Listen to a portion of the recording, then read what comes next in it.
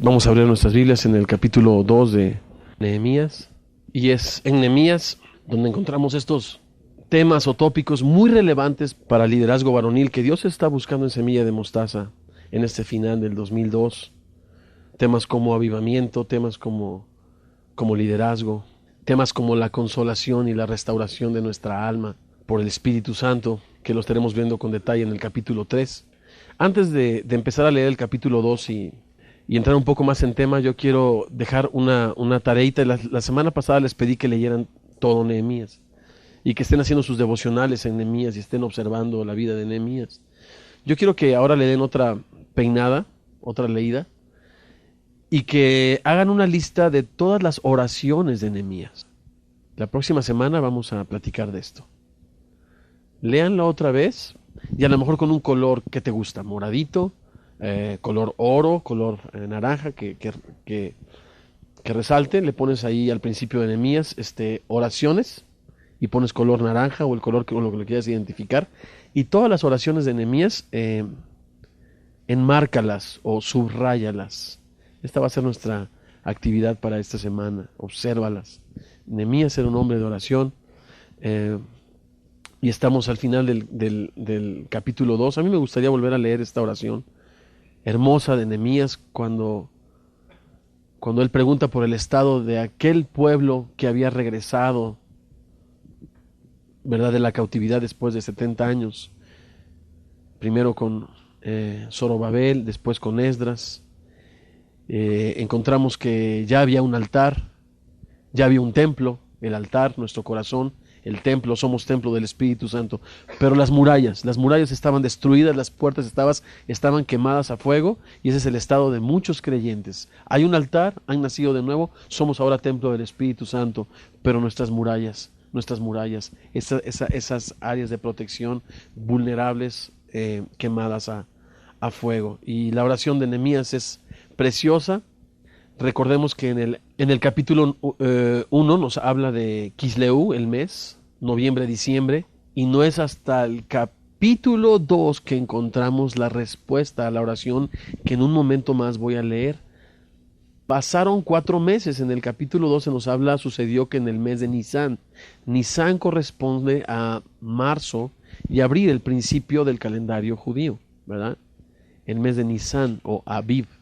Así es que vemos 4 meses de intervalo en el que Nehemías está orando esta oración que les voy a leer a continuación, y yo creo que está diciendo: Señor, si esto que estoy sintiendo no es de ti, si tú no me has llamado, Señor, a reconstruir estas murallas, Señor, quita esto de mi corazón.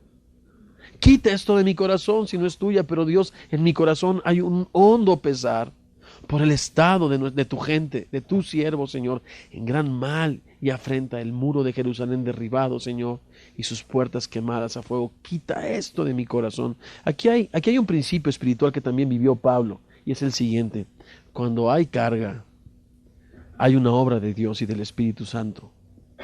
Cuando no hay carga por algo y estamos envueltos en actividades, tendríamos que valorar si realmente lo que estamos haciendo está siendo guiado por el Espíritu Santo. Pero aquí hay un principio: cuando hay carga y dolor en el corazón, hay una obra del Espíritu Santo. Y voy a volver a leer la oración. Y dije: te ruego, oh Señor, Dios de los cielos, fuerte, grande y temible. Híjole, un siervo de Dios tiene una conciencia de la santidad de Dios de otro nivel, hijo. O sea, esto me ha estado pegando, me ha estado golpeando. Nehemías era consciente de quién era el Dios a quien servía: un Dios celoso, fuerte, grande, temible, que guarda el pacto, es un Dios fiel. La misericordia, claro que sí, su plan lo hemos entendido, que es de misericordia para nosotros, a los que le aman y guardan sus mandamientos. Esté ahora atento tu oído y abiertos tus ojos para oír la oración de tu siervo, que hago ahora delante de ti, Señor, día y noche, por 4 meses, desde Kisleu hasta Nisán, 4 meses, día y noche. Si a ustedes les parece gran cosa cada martes a las 6 de la mañana, bueno, pues este cuate era un poco más intenso. Por los hijos de Israel, tus siervos, y confieso los pecados de los hijos de Israel que hemos cometido contra ti. Sí, yo y la casa de mi padre hemos pecado. Que he estado meditando toda esta semana. La semana pasada oramos pidiéndole a Dios perdón por los sucesos del domingo, ¿verdad? Con la policía y demás alrededor de Semilla. Y hoy Dios nos lleva a identificarnos con el pecado. Y yo creo que serán meses de estar pidiéndole a Dios perdón. Meses de morder el polvo y de buscar un verdadero quebranto espiritual. Me encanta que un siervo de Dios no es aquel que llama, ¿verdad?, al pecador a cuentas y le corta la cabeza, que se siente por encima de la ley, sino aquel que se identifica con el pecado al punto de llorar a Dios y pedirle perdón. En extremo nos hemos corrompido contra ti. ¿Se acuerdan? El hijo pródigo, he pecado contra el cielo y contra ti. No hemos guardado los mandamientos, estatutos y preceptos que diste a Moisés tu siervo. Acuérdate ahora de la palabra que diste a Moisés tu siervo, diciendo: si ustedes pecareis, yo os dispersaré por los pueblos. Pero si os volviereis a mí y guardareis mis mandamientos y los pusiereis por obra, aunque vuestra dispersión fuera hasta el extremo de los cielos, de allí les recogeré y les traeré al lugar que escogí para hacer habitar allí mi nombre. Un hombre de Dios usa la palabra de Dios como referencia a su oración. Versículo 10, ellos pues son tus siervos, ¿verdad? Resaltamos esto la semana pasada, tus, y tu pueblo, los cuales redimiste con tu gran poder y tu mano poderosa. Te ruego, Señor, esté ahora atento tu oído a la oración de tu siervo y a la oración de tus siervos, quien desean reverenciar tu nombre. Un líder espiritual, su máximo gol y meta es ser de fama y para la gloria de Dios. Desea reverenciar tu nombre. Concede ahora buen éxito a tu siervo y dale gracia delante de aquel varón, porque yo servía de copero al rey. Y aquí empezamos nuestro estudio de esta mañana, nuestra meditación de esta mañana. Un copero era un guardaespaldas, porque si algún ataque en contra de la vida del rey venía por su comida, pues la bala primero le pegaba a él, ¿verdad? O el veneno o lo que sea. Si hubiese alguna conspiración, tendrían que comprar al copero antes de poder tocar la vida del rey. Él era un guardaespaldas, pero también era un siervo, porque él se encargaba de todo el aspecto alimenticio del rey. Él le servía, él le atendía, era un siervo, y también era un consejero, era la persona más cercana al rey. Y cuando convives tanto con una persona, conoces su estado de ánimo, sus gestos, tan solo mirarle ya sabes qué está diciendo y qué no está diciendo. El rey conocía muy bien a Nehemías. Y sucede algo pues insólito. Después de 4 meses de orar esta oración, día y noche, buscando el rostro y la dirección de Dios, versículo 1, capítulo 2, sucedió en el mes de Nisán, en el año 20 del rey Artajerjes, que estando ya el vino delante de él, tomé el vino y lo serví al rey. Y como yo no había estado antes triste en su presencia, cuidado, o sea, la presencia del rey te tiene que producir alegría, te tiene que producir seguridad, te tiene que producir este ambiente de privilegios. Has estado delante de alguien eminente o importante, cuidado le pongas una mala cara, ¿no? Es como cuando alguien te invita a comer y te pone la sopa delante y le pones una jeta de este vuelo. Es una falta de educación. Bueno, allá no era solo una falta de educación, ahí tu vida corría peligro. O sea, el rey bien podría decir que la presencia del rey no te hace feliz. Era algo tremendo. O sea, este estado de ánimo le llevó a un límite de riesgo impresionante. Como yo no había estado antes triste en su presencia, versículo 2, me dijo el rey: ¿por qué está triste tu rostro? Pues no estás enfermo. Le conocía bien. Era la gente más cercana al rey. No es esto sino quebranto de corazón. Entonces temí en gran manera. Y dije al rey, noten esta respuesta, es una respuesta sabia, pero una respuesta honesta. Un líder espiritual, un varón de Dios, es sabio en sus respuestas, pero honesto. La Biblia dice que no podemos nada en contra de la verdad, sino siempre a favor de ella. Y dije, para siempre vive el rey. Era el trabajo de él preservar la vida como guardaespaldas del rey, y así es que este era su saludo: para siempre vive el rey. ¿cómo no estará triste mi rostro cuando la ciudad, noten la sabiduría sí, la sabiduría. Jerusalén tenía fama de ser una pues, ciudad rebelde en contra de Babilonia. Pues algunos estudiosos bíblicos piensan que no había un registro en cuanto a una rebelión en contra de Persia de parte de los judíos, pero pues siempre tenía muy mala fama, perseguida desde siempre. Entonces fíjense que no dice Jerusalén, sino él busca tener una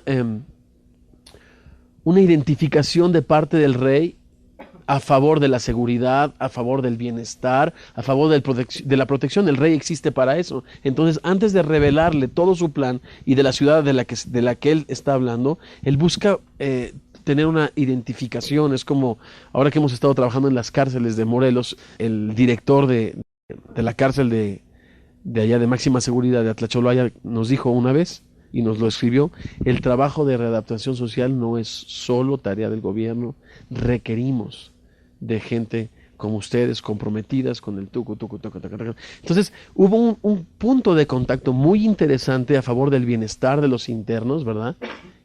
Y eso nos ha abierto tremendamente las puertas para poder predicar el evangelio. Pero fue sabio en su respuesta, pero honesto. Eso es interesante. Sabio, pero honesto. La ciudad, casa de los sepulcros de mis padres, no dijo Jerusalén, está desierta y sus puertas consumidas por el fuego. Me llamó mucho la atención esta frase en este capítulo porque la repite 3 veces y en el capítulo anterior otras tantas. Esto estaba en su corazón, este continuo dolor y pesar por la situación de su pueblo. Está desierta y sus puertas consumidas por el fuego. La semana pasada platicamos de que un líder espiritual tiene discernimiento, ¿verdad? Y aunque las cosas parezcan muy bonitas, Dios te muestra la verdadera condición, y qué importante es pedirle a Dios discernimiento para que nos muestre la condición de nuestras vidas, de nuestras familias, de la iglesia a la que Dios nos ha enviado a servirle a Él. Versículo 4, me dijo el rey, ¿qué cosa pides? Noten esta oración. Entonces oré al Dios de los cielos. Ni viene la oración. Ayúdame, Dios, ahí voy. ¿Cómo habré orado? Señor, si has pensado en tu nombre, ándale, en tu nombre, Señor. Ahora es cuando. Todo este rollo, ¿no? Ahora, cuando tú tienes una comunicación con alguien cotidiana, profunda, continua, no se requiere de tanta palabrería, sino de esta cotidianidad. Él, como dice Pablo, estaba orando en todo tiempo. Orad sin cesar. ¿Se acuerdan en Tesalonicenses? Él estaba constantemente en un espíritu y corazón de oración. Qué importante es que nosotros que estamos llamados a servir el año que entra al Señor mucho más de cerca, estemos en casa, en el trabajo, en Semilla, donde Dios nos envíe este año a enseñar la palabra en un espíritu de oración.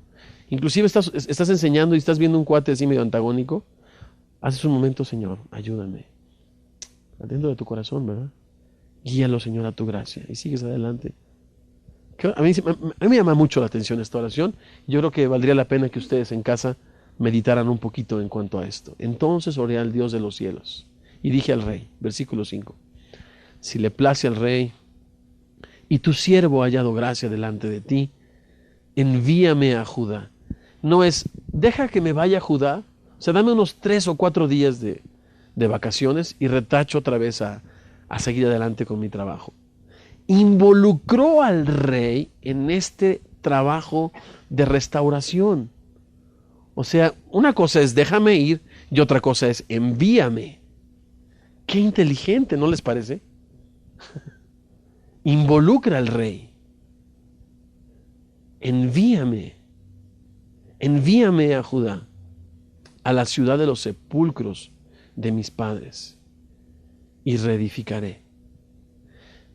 Dios ha puesto en mi corazón amarles, cuidarles y alimentarles, pero los estoy involucrando. Y juntos vamos a hacer la tarea. O mejor dicho, Dios en y a través de nosotros va a hacer la obra de todos nosotros y es importante que se involucren. Versículo 6. Entonces el rey me dijo: ¿cuánto durará tu viaje y cuándo volverás? Y agradó al rey enviarme después que yo le señalé el tiempo. Ahora miren a partir de aquí. Nehemías, después de 4 meses de orar, tenía un plan. Y nosotros necesitamos entrar al 2003 con un plan. Y con la ayuda de Dios nos vamos a reunir el próximo martes a orar y vamos a platicar con lujo de detalle el plan. Pero Nehemías tenía un plan. Versículo 7, vamos a ver el plan y se van a impresionar.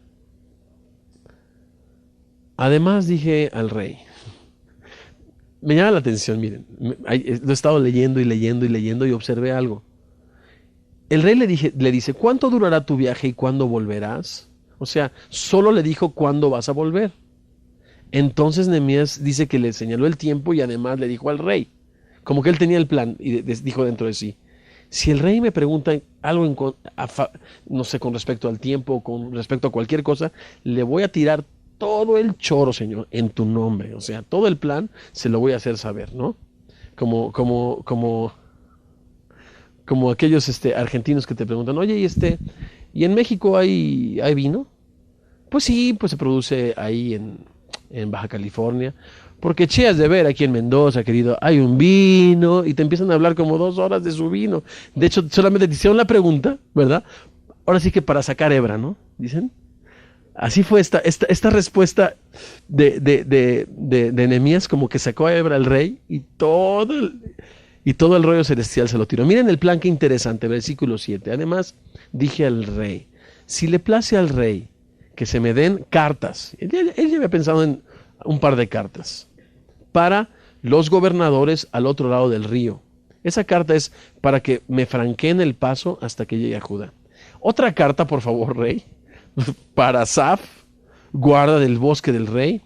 Esta carta es para que se me dé madera para enmendar las puertas del palacio, de la casa, para el muro de la ciudad y pues para una casita que yo me haga ya en lo que estamos reconstruyendo, ¿verdad? Eso dice este vato. Y me lo concedió el rey. Me lo concedió el rey, según la benéfica mano de mi Dios sobre mí. Algunas 3 cosas para reflexión. Lo primero que yo veo aquí es que Nehemías ora y pone más su confianza en el poder de la oración y en la soberanía de Dios que en manipular al rey. O sea, cuando el rey le dice: ¿por qué estás triste? Él no está pensando manipularle, sino está pensando siempre en que Dios le dé gracia. Él nunca se va, aunque tenía una posición de privilegio, era de cuate. O sea, ¿para qué necesito la bendición de Dios si el rey es mi cuate, carnal? Sabemos, ¿verdad?, que lo único que puede enriquecer nuestra vida y ministerios es la bendición de Dios. Y eso es lo único que Nehemías pide. Eso me mata. ¿Manipulación o bendición? Cuando pedimos la ofrenda, ¿confías en que Dios edifica su iglesia? ¿O prefieres manipular a la gente y dejas de confiar en Dios? Cuando estamos buscando un lugar, ¿manipulas las circunstancias o estás confiando en Dios? Trabajando, claro, con un plan, pero confiando en Dios. Eso me llama mucho la atención. Lo número 2 que me llama la atención es que Dios es un Dios que planea. En Salmo 33, versículo 11 dice: el consejo de Jehová permanecerá para siempre y los pensamientos. El Señor tiene pensamientos, planes de su corazón por todas las generaciones. Y de la misma manera, los hombres de Dios, según Proverbios 21, versículos 5, planean. Los pensamientos del diligente ciertamente tienden a la abundancia, mas todo el que se apresura alocadamente, de cierto va a la pobreza, ¿no? Aquí hay arquitectos, nos pueden decir que sin planes no se hacen grandes obras. El que se apresura alocadamente, de cierto va a la pobreza. El que planea diligentemente tiende a la abundancia. Y bueno, pues Dios es un Dios que planea. Necesitamos, yo también creo que como en la música, tenemos o las rimas, ¿no?, en rap, se hace un bosquejo armónico o literario o de construcción, y de ese después puedes tachar y borrar. No significa que el planear tenga que ser así, pero hay algo con lo cual pues Dios está trabajando con nosotros, ¿no? Y bueno, esto a mí habla mucho en mi corazón porque es importante terminar este año con un buen plan para esto que Dios nos ha marcado el año que entra, que es un plan de compañerismo, comunión y ministerio y liderazgo varonil. Y ya más o menos lo tengo. Esta mañana lo terminamos de definir para presentárselos a ustedes en la próxima semana. Y lo último, en el final del versículo 8. Y me lo concedió el rey según la benéfica mano de mi Dios sobre mí. Salmo 91, versículo 1. El que habita al abrigo del Altísimo morará bajo la sombra del Omnipotente, como una mano grande que cuida de nuestras vidas, que nos guía, ¿no? Que nos sustenta. Pero Nehemías se ordenó bajo la mano de Dios, lo podemos ver en el capítulo 1, en el capítulo 2, Dios, Señor, bendíceme, dame gracia delante de este hombre, y finalmente, por poner ¿se acuerdan del final del Salmo 91? Por cuanto en mí ha puesto su amor, yo le libraré, le pondré en alto por cuanto ha conocido mi nombre, le glorificaré, le mostraré, le saciaré de larga vida y le mostraré mi salvación. ¿Se acuerdan? Entonces esto me llama mucho la atención en el versículo 8. Según la benéfica mano de mi Dios sobre mí, no fue un manipulador, fue un hombre honesto, pero un hombre sabio que involucraba a la gente en favor suyo, en favor de la gente. Y lo vamos a dejar aquí. El viaje de Nehemías comienza en el versículo 9 y la próxima semana vamos a platicar un poquito acerca del viaje, acerca de la murmuración. Enseñar un estudio bíblico tú, por favor, hijo. Pastor tú, ¿te acuerdas? Y en qué cementerio, qué día seminario estudiaste.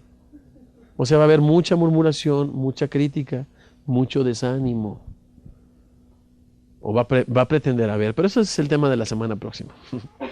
Vamos a terminar orando. Y el Señor del cielo y de la tierra, grande y temible, que guardas la misericordia y el pacto para siempre. Dios de Abraham, de Isaac y de Jacob, Padre de nuestro Señor Jesucristo, estamos en esta mañana delante de ti, siendo muy inspirados por tu palabra, Señor, reconociendo, Padre, que es tu bendición y tu guía la que necesitamos. Señor, como un principio básico de ministerio, hoy los varones de semilla de mostaza abrazamos, Señor, el depender de ti por completo, depender de tu gracia por completo y no manipular las circunstancias con mentiras, ni manipular a la gente, Señor. Padre, hoy tomamos esa decisión. Perdónanos por manipular de cualquier manera las circunstancias a favor de nuestro beneficio. Padre, ¿a quién tenemos en el cielo sino a ti? Fuera de ti, aquí en la tierra, Señor, nada queremos. Padre, queremos una dependencia total de ti y de tu Espíritu Santo. Padre, honestidad y verdad. Honestidad y verdad para caminar, Señor. Dios, termínanos este fin de año de darnos un buen plan, Padre, para que tú a través de nosotros sigas edificando esta hermosa iglesia, Señor, que es lavado con tu sangre y que nos has llamado a la comunión con tu Hijo Jesucristo, Señor. Y sabemos, Padre, que aquellos que moramos al abrigo tuyo, Señor, estaremos por siempre, Señor, bajo la sombra del Omnipotente, Señor. Confiamos en esto, Señor. Nos ordenamos, Señor, a tu abrigo, Señor. Una vez más recibimos tu gracia, tu amor, en un corazón como el de Nehemías, de dolor, de arrepentimiento por el pecado, Señor, pero de fe y confianza en aquel que nos amó hasta la muerte, Señor. En Cristo Jesús oramos en esta mañana, Dios.